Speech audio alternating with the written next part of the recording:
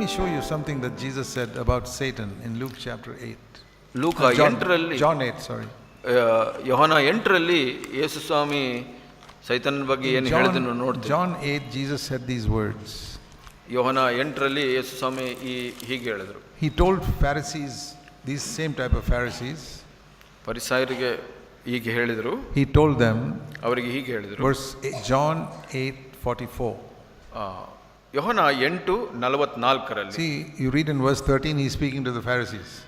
13ನೇ ವಚನದಲ್ಲಿ ನಾವು ನೋಡ್ತೀವಿ, ಅವರು ಫರಿಸಾಯರಿಗೆ ಮಾತಾಡ್ತಾ ಇದ್ರು. Pharisees and Jesus were having a conversation. ಇಲ್ಲಿ ಒಂದು ಸಂಭಾಷಣೆ ಫರಿಸಾಯರಿಗೂ ಮತ್ತು ಯೇಸು ಸ್ವಾಮಿಗೂ. The whole chapter is talking to the Pharisees. ಇಲ್ಲಿ ಪೂರ್ಣ ಅಧ್ಯಾಯದಲ್ಲಿ ನಾವು ನೋಡ್ತೀವಿ ಫರಿಸಾಯರ ಹತ್ರ ಮಾತಾಡ್ತಾ ಇದ್ದಾರೆ. And what does he tell the Pharisees? ಏನು ಹೇಳ್ತಾ ಇದ್ದಾರೆ ಇಲ್ಲಿ ಫರಿಸಾಯರಿಗೆ? Verse 44. 44ರಲ್ಲಿ, your father is the devil. ಸೈತಾನನು ನಿಮ್ಮ ತಂದೆ. To whom is he saying it? ಯಾರಿಗೆ ಹೇಳ್ತಾ ಇದ್ದಾನೆ? To people whose doctrines are all correct. ಯಾರಿಗೆ ಅವರ ಬೋಧನೆ ಎಲ್ಲ ಸರಿಯಾಗಿದೆ, whose external life is good, ಅವರ ಹೊರ ಜೀವಿತ ಸರಿಯಾಗಿದೆ, but whose internal life is dirty. ಹಾಗೆ ಅವರ ಒಳ ಜೀವಿತ ಅಶುದ್ಧವಾಗಿದೆ. He says your father is the devil. ಅವರಿಗೆ ಏನು ಹೇಳ್ತಾ ಇದ್ದಾನೆ? ಸೈತಾನನು ನಿಮ್ಮ ತಂದೆ. And naturally you will do what your father wants you to do. ನೀವು ನಿಮ್ಮ ತಂದೆ ಏನು ಇಚ್ಛೆ ಪಡ್ತಾನೋ ಅದನ್ನ ಮಾಡ್ತಾ ಇದ್ದೀರಾ ನೀವು. See what he tells about the devil. ಸೈತಾನನ ಬಗ್ಗೆ ಏನು? The last part of that verse. ಆ ವಚನದ ಕಡೆಯ ಭಾಗ. When the devil speaks a lie, he is speaking from his own nature. ಅದನ್ನು ಸ್ವಭಾವಾನುಸಾರವಾಗಿ ಸುಳ್ಳಾಡುತ್ತಾನೆ ಅಂತ ಹೇಳ್ತಾರೆ. Satan is a liar and the father of lies. ಇಲ್ಲಿ ಏನು ತೋರಿಸುತ್ತೆ? ಸೈತಾನನು ಸುಳ್ಳುಗಾರನು, ಎಲ್ಲ ಸುಳ್ಳುಗೂ ತಂದೆಯಾಗಿದ್ದಾನೆ. Have you read that verse? ಆ ವಚನವನ್ನು ಓದಿದ್ರಾ? Every lie in the world, Satan is the father. ಈ ಲೋಕದಲ್ಲಿರುವಂತ ಎಲ್ಲ ಸುಳ್ಳಿಗೆ ಸೈತಾನನೇ ತಂದೆ. But you know the father cannot produce a child without a mother. ಒಬ್ಬ ತಂದೆ ತಾಯಿ ಇಲ್ಲದೇನೆ ಮಗುವನ್ನ ಹುಟ್ಟಿಸ್ಲಿಕ್ಕೆ ಸಾಧ್ಯವಿಲ್ಲ. So Satan is seeking for mothers. ಇವಾಗ ಸೈತಾನ ಏನ್ ಮಾಡ್ತಾ ಇದ್ದಾನೆ? ತಾಯಂದಿರನ್ನು ಹುಡುಕ್ತಾ ಇದ್ದಾನೆ. In you and me he's trying to get a mother. ನಿಮ್ಮಲ್ಲಿ ನನ್ನಲ್ಲಿ ಒಂದು ತಾಯಿಯನ್ನ ಹುಡುಕ್ತಾ ಇದ್ದಾನೆ. He'll produce the lie. ಆತನು ಒಂದು ಸುಳ್ಳನ್ನ ಹುಟ್ಟಾಕ್ತಾನೆ. But he wants you to be the mother, so you say it with your tongue. ಯಾಕೆ ಅಂದ್ರೆ ನೀವು ತಾಯಿ ಆಗ್ಬೇಕು ಅಂತ ಆತ ಬಯಸ್ತಾನೆ. ಯಾಕೆಂದ್ರೆ ನೀವು ಆ ಸುಳ್ಳನ್ನ ಹೇಳಬೇಕು. ನೀವು do you know that in your life every lie that you ever spoke from your childhood, ನಿಮ್ಮ ಮಗುವಾಗಿದ್ದಾಗಲಿಂದ ಇಲ್ಲಿಯವರೆಗೆ ನೀವು ಯಾವುದೆಲ್ಲ ಸುಳ್ಳು ಹೇಳಿದಿರೋ, all the lies you told your mother and father when you were small, ನೀವು ಮಕ್ಕಳಾಗಿದ್ದಾಗ ತಂದೆ ತಾಯಿಗೆ ಸುಳ್ಳು ಹೇಳಿರಬಹುದು. all the lies you told in your office, ನಿಮ್ಮ ಆಫೀಸ್ನಲ್ಲಿ ಸುಳ್ಳು ಹೇಳಿರಬಹುದು. all the lies you told your friends, ನಿಮ್ಮ ಸ್ನೇಹಿತರಿಗೆ ಸುಳ್ಳು ಹೇಳಿರಬಹುದು. the devil was the father of all those children, all those lies. ಸೈತಾನನು ಈ ಎಲ್ಲ ಸುಳ್ಳುಗಳಿಗೆ ಮಕ್ಕಳಿಗೆ ತಂದೆಯಾಗಿದ್ದಾನೆ. And you were the mother. ನೀವು ತಾಯಿಯಾಗಿದ್ದೀರಾ. These are people, the Pharisees, he's saying that. ಈ ಫರಿಸಾಯರ ಬಗ್ಗೆ ಇದನ್ನ ಹೇಳ್ತಾ ಇರೋದು ಯೇಸು ಸ್ವಾಮಿ. Jesus said here, Satan has been a liar from the beginning. ಪ್ರಾರಂಭದಿಂದನೂ ಸೈತಾನನು ಸುಳ್ಳುಗಾರನಾಗಿದ್ದಾನೆ. So let us see in the beginning, what is the first lie that Satan said? ಸೈತಾನನು ಹೇಳಿದ ಮೊದಲ ಸುಳ್ಳು ಯಾವುದು? ಪ್ರಾರಂಭದಲ್ಲಿ ನಾವು ನೋಡೋಣ. Very important to see it. ಇದು ನೋಡೋದು ಬಹಳ ಮುಖ್ಯ. In Genesis chapter 3 we are told the first lie written in the Bible. ಬೈಬಲ್ನಲ್ಲಿ ಬರೆದ ಮೊದಲ ಸುಳ್ಳು ಹೇಳಿದಾತನು ಆದಿಕಾಂಡ 3ರಲ್ಲಿದೆ. Not the Bible is saying it, but the Bible is saying what Satan said. ಬೈಬಲ್ನಲ್ಲಿ ಅದು ನಮೂದಿಸಲ್ಪಟ್ಟಿದೆ ಸೈತಾನನು ಹೇಳಿದ ಸುಳ್ಳು. There's no lie in the Bible, but the Bible describes the lie that Satan said.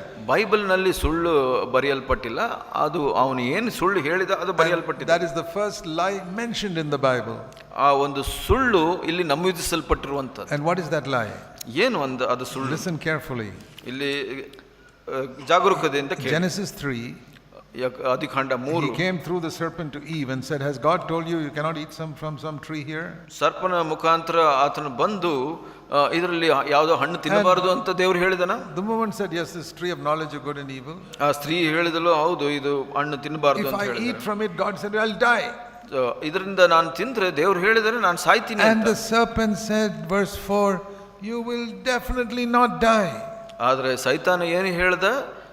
ನೀನು ನಿಜವಾಗಿಯೂ ಸಾಯುವುದಿಲ್ಲ, ಹೇಗೂ ಸಾಯುವುದಿಲ್ಲ. What did God say? ದೇವರು ಏನು ಹೇಳಿದ್ರು? Chapter 2 verse 17. 2:17 ಏನು ಹೇಳುತ್ತೆ? 2:17. ಎರಡನೇ ಅಧ್ಯಾಯ 17ನೇ ವಚನ. If you eat from that you will surely die. ನೀನು ಇದರಿಂದ ತಿಂದ್ರೆ ನೀನು ಖಂಡಿತವಾಗಿ ಸಾಯ್ತೀಯ. Not just you will die, but you will surely die. ನೀನು ತಿಂದ ದಿನವೇ ಸತ್ತೇ ಹೋಗುವಿ ಅಂತ ಹೇಳ್ತಾರೆ. And the devil's answer is, ಸೈತಾನನ ಉತ್ತರ ಏನಾಗಿದೆ? You surely will not die. ನೀನು ನಿಜವಾಗ್ಲೂ ಸಾಯೋದಿಲ್ಲ ಅಂತ ಹೇಳ್ತಾನೆ. So the first lie in the Bible is Satan saying that God's word is not true. ಮೊದಲ ಸುಳ್ಳು ಏನಂದ್ರೆ ದೇವರ ವಾಕ್ಯ ಸತ್ಯವಲ್ಲ ಅಂತ You ಹೇಳುವಂತ. will not go to hell. ನೀನು ನರಕಕ್ಕೆ ಹೋಗೋದಿಲ್ಲ. When I quoted this verse to you from Matthew 23, ಮತ್ತಾಯ 23ರಲ್ಲಿ ನಾನು ವಚನಕ್ಕೆ ತೋರಿಸಿದಾಗ, that Pharisees whose doctrine is right, whose external life is right, Jesus said you'll go to hell. ಅಲ್ಲಿ ಪರಿಸಾಯರಿಗೆ ಹೇಳಿದನು, ನಿಮ್ಮ ಬೋಧನೆಗಳು ಸರಿಯಾಗಿದೆ, ನಿಮ್ಮ ಹೊರಗಿನ ಜೀವಿತ ಸರಿಯಾಗಿದೆ, ಆದ್ರೂ ನೀವು ನರಕಕ್ಕೆ ಹೋಗ್ತೀರಾ. I'm sure the devil told some of you even now, no, you will not go to hell. ಇವಾಗ ಸೈತಾನ ಇವಾಗ ಕೂಡ ಹೇಳಿರ್ಬೋದು ನಿಮ್ಗೆ, ನೀವು ನರಕಕ್ಕೆ ಹೋಗೋದಿಲ್ಲ ಅಂತ. That is what he has been saying for the last 6,000 years. ಕಡೆಯ 6,000 ವರ್ಷಗಳಲ್ಲಿ ಅವನು ಅದನ್ನೇ ಹೇಳ್ತಾ ಬಂದಿದ್ದಾನೆ. The devil said, Jesus said he's a liar from the beginning. ಯೇಸು ಸ್ವಾಮಿ ಹೇಳಿದ್ರು ಅವನು ಪ್ರಾರಂಭದಿಂದಲೂ ಸುಳ್ಳುಗಾರನು ಅಂತ. Today you heard what was the first lie that he said. ಅವನು ಹೇಳಿದ ಮೊದಲ ಸುಳ್ಳು ನೀವು ಕೇಳಿಸ್ಕೊಂಡ್ರಿ ಇವತ್ತು. If you disobey God, you will not be punished. ನೀವು ದೇವರಿಗೆ ಅವಿಧೇಯರಾದ್ರೆ ದೇವರು ನಿಮ್ಮನ್ನ ಶಿಕ್ಷಿಸೋದಿಲ್ಲ. Eve said, God has told us not to eat from this tree. ಅವಳು ಹೇಳಿದಳು ಇದರಿಂದ ಹಣ್ಣನ್ನ ತಿನ್ನಬಾರದು Because God said you'll die. ದೇವರು ಹೇಳಿದ್ದಾರೆ ಅದನ್ನ ನಾನು ಸಾಯ್ತೀನಿ ಅಂತ. And the devil says, don't worry. ಆದ್ರೆ ಸೈತಾನ ಹೇಳ್ತಾನೆ ಚಿಂತೆ ಮಾಡಬೇಡ, so serious. ಇದು ಗಂಭೀರವಲ್ಲ. God loves you. ದೇವರು ನಿನ್ನ ಪ್ರೀತಿಸ್ತಾರೆ. He won't punish you like that. ಹಾಗೆ ನಿನ್ನ ದೇವರು ಶಿಕ್ಷಿಸೋದಿಲ್ಲ. ನೀನು ತಗೊಳ್ಬಹುದು. You can disobey God, you will not die. ನೀನು ದೇವರಿಗೆ ಅವಿಧೇಯಳಾಗಬಹುದು, ಆದ್ರೆ ನೀನು ಸಾಯೋದಿಲ್ಲ. And Eve foolishly believed the devil instead of believing God. ಹವ್ವಳು ದೇವರನ್ನ ನಂಬೋ ಬದಲಿಗೆ ಮೂರ್ಖತನದಿಂದ ಸೈತಾನನ ಸುಳ್ಳನ್ನ ನಂಬಿದ್ಲು. Following in Eve's footsteps are millions of Christians who don't believe what the Bible says but who believe what the devil says. ಹವ್ವಳನ್ನ ಹಿಂಬಾಲಿಸುವಂತ ಮೂರ್ಖ ಬಹಳಷ್ಟು ಕ್ರೈಸ್ತರು ದೇವರ ವಾಕ್ಯವನ್ನಲ್ಲ ಸೈತಾನನ್ನ ನಂಬುವವರಾಗಿದ್ದಾರೆ. The Bible says in Romans 6:23, ದೇವರ ವಾಕ್ಯ ಹೀಗೆ ಹೇಳುತ್ತೆ, ರೋಮ 6:23ರಲ್ಲಿ. This is what God says. ದೇವರು ಹೀಗೆ Romans ಹೇಳ್ತಾರೆ, 6:23. 6:23ರಲ್ಲಿ, The wages of sin is death. ಪಾಪವು ಕೊಡುವ ಸಂಬಳ ಮರಣ. Sin makes a payment. ಪಾಪವು ಒಂದು ಸಂಬಳವನ್ನು ಕೊಡುತ್ತೆ. Payment is eternal death in hell. ನರಕಕ್ಕೆ ಕಳಿಸುವಂತದ್ದು, ನಿತ್ಯತ್ವಕ್ಕೆ ನರಕಕ್ಕೆ. Same thing God told Adam and Eve. ಅದೇ ಹವ್ವಳಿಗೆ You disobey, you'll surely die. ಅಲ್ಲೇ ನೀನು ಅವಿಧೇಯನಾದ್ರೆ ನೀನು ನರಕಕ್ಕೆ ಹೋಗ್ತೀಯ. The wages of sin is death. ಇಲ್ಲಿ ಪಾಪದ ಸಂಬಳ ಮರಣ. Devil says no, nothing will happen.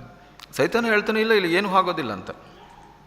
Now the question is, do you believe what God says or what the devil says? ಇವಾಗ ಪ್ರಶ್ನೆ ಏನಂದ್ರೆ, ದೇವರ ವಾಕ್ಯವನ್ನ ನಂಬ್ತೀರಾ, ದೇವರು ಹೇಳೋದನ್ನ ನಂಬ್ತೀರಾ, ಸೈತಾನ ಹೇಳುವಂತ? But you may say, I have accepted Christ and then now I cannot die. ನೀವು ಹೇಳ್ಬೋದು, ಹೌದು ನಾನು ಕ್ರಿಸ್ತನನ್ನ ಸ್ವೀಕರಿಸಿದ್ದೀನಿ, ನಾನು ಸಾಯೋದಿಲ್ಲ ಅಂತ. Because this verse says the gift of God is eternal life. ಇಲ್ಲಿ ಈ ಉಚಿತ ವರವು ನಿತ್ಯ ಜೀವ ಅಂತ ಹೇಳುತ್ತೆ. Yeah, but to whom does he give it? ಯಾರಿಗೆ ಕೊಡ್ತಾರೆ ದೇವರು? It's a gift. ಅದು ವರ ಹೌದು, but it's not for everybody. ಎಲ್ಲರಿಗೂ ಅಲ್ಲ ಅದು. So let's look at what the Bible says for believers. ದೇವರ ವಾಕ್ಯವನ್ನು ನೋಡೋಣ, ವಿಶ್ವಾಸಿಗಳಿಗೆ ದೇವರ ವಾಕ್ಯ ಏನು ಹೇಳುತ್ತೆ. Let's turn to Romans chapter 8. ರೋಮ 8ನೇ ಅಧ್ಯಾಯ. Now this is written for born again believers. ಇದು ಇಲ್ಲಿ ಬರೆಯಲ್ಪಟ್ಟಿದೆ ಹೊಸದಾಗಿ ಹುಟ್ಟಿದ ವಿಶ್ವಾಸಿಗಳಿಗೆ. How do we know? ಹೇಗೆ ಗೊತ್ತು ನಮಗೆ? Because in Romans 8:12 it says brethren. 8:12ರಲ್ಲಿ ಹೇಳುತ್ತೆ ಸಹೋದರರೇ. Romans 8:12 he is saying brethren, let me tell you something. ಸಹೋದರ ಸಹೋದರಿಯರೇ, ನಾನು ನಿಮಗೆ ಹೇಳಕ್ಕೆ ಇಷ್ಟಪಡ್ತೀನಿ. 8:12ರಲ್ಲಿ whom is the Paul writing this calling brethren? ಯಾರನ್ನ ಸಹೋದರರೇ ಅಂತ ಕರೀತಾ ಇರೋದು ಪೌಲನಲ್ಲಿ? He is not talking to the idol worshipping people in Rome. ರೋಮದಲ್ಲಿರುವಂತ ವಿಗ್ರಹಾರಾಧಕರಿಗಲ್ಲ. He is talking to the believers in Rome. ಅಲ್ಲಿ ರೋಮನಲ್ಲಿರುವಂತ ವಿಶ್ವಾಸಿಗಳಿಗೆ. To Romans 1:7, ರೋಮ 1:7ರಲ್ಲಿ ನಾವು ನೋಡ್ತೇವೆ, all those who are beloved of God in Rome called as saints. 7ನೇ ವಚನದಲ್ಲಿ ಹೀಗೆ ಹೇಳುತ್ತೆ, ಕ್ರಿಸ್ತನಲ್ಲಿ ಕರೆಯಲ್ಪಟ್ಟ ನೀವು ಸಹ ಆ ಅನ್ಯ ಜನರುಗಳಂತೆ ನಿಮಗೆ ಬರೆಯುತ್ತೇನೆ ಅಂತ. It's to the believers in Rome he's writing. ಅಲ್ಲಿ ವಿಶ್ವಾಸಿಗಳಾದ ರೋಮನಲ್ಲಿದ್ದಂತ ವಿಶ್ವಾಸಿಗಳಿಗಾಗಿ ಬರೆಯಲ್ಪಟ್ಟಿದೆ, not to unbelievers. ಅವಿಶ್ವಾಸಿಗಳಿಗಲ್ಲ. And he calls them in Romans 8:12 brethren. ಇಲ್ಲಿ 8ನೇ ಅಧ್ಯಾಯ 12ನೇ ವಚನದಲ್ಲಿ ಸಹೋದರರೇ ಅಂತ What is he telling these Roman believers who are born again? ಹೊಸದಾಗಿ ಹುಟ್ಟಂತ ರೋಮದಲ್ಲಿರುವಂತ ವಿಶ್ವಾಸಿಗಳಿಗೆ ಏನು ಬರೀತಾ ಇದ್ದಾರೆ? Romans 8:13. 8:13ರಲ್ಲಿ If you believers live according to the flesh, you will definitely die. ನೀವು ವಿಶ್ವಾಸಿಗಳು ಶರೀರ ಭಾವವನ್ನು ಅನುಸರಿಸಿ ಬದುಕಿದರೆ ಸಾಯುವುದು ನಿಶ್ಚಯ. That means spiritually die. ಅದರ ಅರ್ಥ ಆತ್ಮಿಕವಾಗಿ ಸಾಯ್ತೀರಾ ಅಂತ. What does the devil say? ಆದ್ರೆ ಸೈತಾನ ಏನು ಹೇಳ್ತಾನೆ? Oh, no. ಇಲ್ಲ. You will surely not die. ನೀವು ಖಂಡಿತವಾಗಿ ಸಾಯೋದಿಲ್ಲ. Because you accepted the Lord 20 years ago. ಯಾಕೆ ಅಂದ್ರೆ 20 ವರ್ಷದ ಮೊದಲು ಕ್ರಿಸ್ತನನ್ನ ಸ್ವೀಕರಿಸಿದ್ರೆ. Now you have a choice. ನಮಗೆ ಇವಾಗ ಆಯ್ಕೆ ಇದೆ. Do you believe what the Holy Spirit says here or what the devil says? ಪವಿತ್ರಾತ್ಮನು ಹೇಳುವಂತದನ್ನ ನಂಬುತ್ತೀರಾ ಇಲ್ವಾ ಸೈತಾನನು ಹೇಳುವಂತದನ್ನ ನಂಬುತ್ತೀರಾ? Your attitude to sin is what God looks at. ನಿಮಗೆ ಪಾಪದ ಮೇಲೆ ಇರುವಂತ ಮನೋಭಾವ ಏನಿದೆ ಅದನ್ನ ದೇವರು ನೋಡ್ತಾರೆ. Jesus hated sin. ಯೇಸು ಸ್ವಾಮಿ ಪಾಪವನ್ನ ಹಗೆ ಮಾಡಿದರು. Do you know it says that in Hebrews chapter 1? ಇಬ್ರಿಯ 1ರಲ್ಲಿ ಆ ವಚನ ಇದೆ ಗೊತ್ತಾ ನಿಮಗೆ? And verse 9. 1:9ರಲ್ಲಿ It's written about Jesus in Hebrews 1:9. ಇಬ್ರಿಯ 1:9ರಲ್ಲಿ ಹೀಗೆ ಬರೆಯಲ್ಪಟ್ಟಿದೆ. You have loved righteousness and hated sin. ನೀನು ಧರ್ಮವನ್ನು ಪ್ರೀತಿಸಿದ್ದಿ, ಅಧರ್ಮವನ್ನು ದ್ವೇಷಿಸಿದ್ದಿ. And if this Jesus is living in your heart, ಈ ಒಂದು ಯೇಸು ನಿಮ್ಮ ಹೃದಯದಲ್ಲಿ ಜೀವಿಸ್ತಾ ಇದೆ. He will make you love righteousness and hate sin. ನೀತಿಯನ್ನು ಪ್ರೀತಿಸಿ ಪಾಪವನ್ನು ದ್ವೇಷಿಸೋ ಹಾಗೆ ಮಾಡ್ತಾರೆ ಅವರು. He will always be saying to you, ಅವ್ರು ಯಾವಾಗಲೂ ನಿಮ್ಗೆ ಹೇಳ್ತಾ ಇರ್ತಾರೆ, in your conscience, ನಿಮ್ಮ ಮನಸಾಕ್ಷಿನಲ್ಲಿ, love righteousness, ನೀನು ನೀತಿಯನ್ನ ಪ್ರೀತಿಸು, sin. ಪಾಪವನ್ನು ದ್ವೇಷಿಸು ಅಂತ. When the devil tempts you to do something wrong, ಸೈತಾನನು ಏನೋ ಒಂದು ತಪ್ಪು ಮಾಡಲಿಕ್ಕೆ ಪ್ರೇರೇಪಿಸಿದ್ರೆ, Spirit of Christ inside you will say, hate that, don't do that. ಪವಿತ್ರಾತ್ಮನು ನಿಮ್ಮಲ್ಲಿರುವಂತವ್ರು ಹೇಳ್ತಾರೆ ಅದನ್ನ ಹಾಗೆ ಮಾಡು ಅಂತ. He won't force you. ನಿಮಗೆ ಒತ್ತಾಯ ಮಾಡೋದಿಲ್ಲ, but he will speak to you. ನಿಮ್ಮಲ್ಲಿ ಮಾತಾಡ್ತಾರೆ. And all of you who are believers know that. ನೀವು ಎಲ್ಲ ವಿಶ್ವಾಸಿಗಳು ನಿಮಗೆ ಗೊತ್ತಿದೆ. Can you think back to some time in your life when you were tempted to do something wrong and your conscience said, no, don't do that, that is a sin? ಇಂದಿನ ದಿವಸಗಳಲ್ಲಿ ನೀವು ನೆನಪಿಸ್ಕೊಳ್ತೀರಾ, ನೀವು ಯಾವುದೋ ಒಂದು ತಪ್ಪು ಮಾಡಲಿಕ್ಕೆ ಶೋಧಿಸಲ್ಪಟ್ಟಾಗ ಪವಿತ್ರಾತ್ಮನು ನಿಮ್ಮ ಒಳಗಡೆ ಮನಸಾಕ್ಷಿ ಹೇಳಿದೆ ನೀವು ಮಾಡಬೇಡ ಅಂತ. You were going to sign some false statement and your conscience said, you can't sign that. ನೀವು ಯಾವುದೋ ಒಂದು ಸುಳ್ಳು ಪತ್ರವನ್ನು ಸಹಿ ಹಾಕಲು ಹೋದಾಗ ನಿಮ್ಮ ಮನಸಾಕ್ಷಿ ಹೇಳಿದೆ ಅದು ಮಾಡಬೇಡ ಅಂತ. Or in some situation to escape some problem you told a lie. ನೀವು ಯಾವುದೋ ಒಂದು ಪರಿಸ್ಥಿತಿನಲ್ಲಿ ತಪ್ಪಿಸಿಕೊಳ್ಳಲಿಕ್ಕೆ ಸುಳ್ಳು ಹೇಳಿದಿರಾ. Your conscience said, no, don't say that, that's a lie. ನೀವು ಹೇಳೋ ಸಮಯದಲ್ಲಿ ಮನಸಾಕ್ಷಿ ಹೇಳಿದೆ ಅದು ತಪ್ಪು, ಅದು ಮಾಡಬೇಡ. You told your conscience, keep quiet, I'm going to do it. ಆದರೆ ನೀವು ಮನಸಾಕ್ಷಿಗೆ ಹೇಳಿದಿರಾ ಸುಮ್ಮನೆ ಇರು ನಾನು ಮಾಡ್ತೀನಿ ಅಂತ ಹೇಳಿದ್ರಿ. And you told a lie.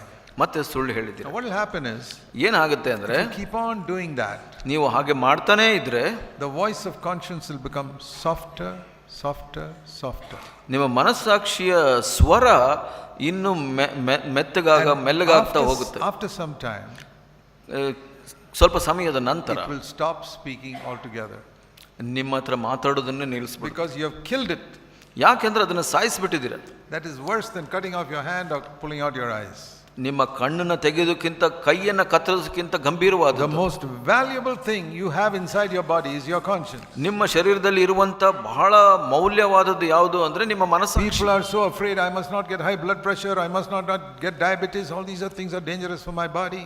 ನನ್ನ ಶರೀರಕ್ಕೆ ಅಪಾಯಕರವಾದದ್ದು, ನನಗೆ BP ಹೆಚ್ಚಾಗಬಾರ್ದು, ಸಕ್ಕರೆ ಕಾಯಿಲೆ ಬರಬಾರದು ಅಂತ.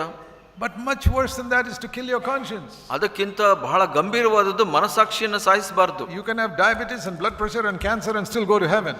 ನಿಮಗೆ ಆ ಒಂದು BP, ಸಕ್ಕರೆ ಕಾಯಿಲೆ, ಕ್ಯಾನ್ಸರ್ ಇದ್ರೂ ಕೂಡ ನೀವು ಸ್ವರ್ಗಕ್ಕೆ ಹೋಗಬಹುದು. But you won't go to heaven if you kill your conscience. ನಿಮ್ಮ ಮನಸಾಕ್ಷಿಯನ್ನು ಸಾಯಿಸಿದ್ರೆ ನೀವು ಸ್ವರ್ಗಕ್ಕೆ ಹೋಗ್ಲಿಕ್ಕೆ ಸಾಧ್ಯ. You can be the healthiest person, you kill your conscience, you go to hell. ನಿಮಗೆ ಬಹಳ ಆರೋಗ್ಯ ಇರಬಹುದು, ಆದ್ರೆ ನಿಮ್ಮ ಮನಸಾಕ್ಷಿಯನ್ನು ಸಾಯಿಸಿದ್ರೆ ನೀವು ನರಕಕ್ಕೆ ಹೋಗ್ತೀರಾ.